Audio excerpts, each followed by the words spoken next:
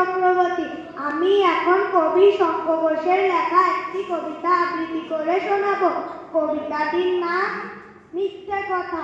লোকে আমায় ভালোই বলে, বিচলন সই, দোষের মধ্যে একটু নাকি মিথ্যে কথা কই। ঘাটশিলাতে যাওয়ার পথে ট্রেন ছুটেছে যখন, মায়ের কাছে বাবার কাছে করছি বকম বকম। হঠাৎ দেখি মাঠের মধ্যে চলন্ত সব গাছে এক এক রকম ভঙ্গি ফোটে, এক এক রকম নাচে। ও মা দেখো নৃত্যনাট্য, যে বলেছি আমি, মা বকে দেয় বড্ড তোমার বেড়েছে ফাজলামি।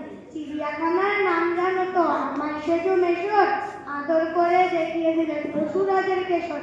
কদিন পর চুন খাসানো দেওয়াল জুড়ে একই, ঠিক অবিকল সেরকমই বুদ্ধি যেন দেখি।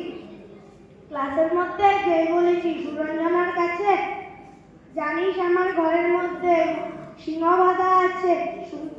শুনতে পেয়ে দিদিমণি অমনে বলেন, শোনো, এসব কথা যেন না শুনি কখনো।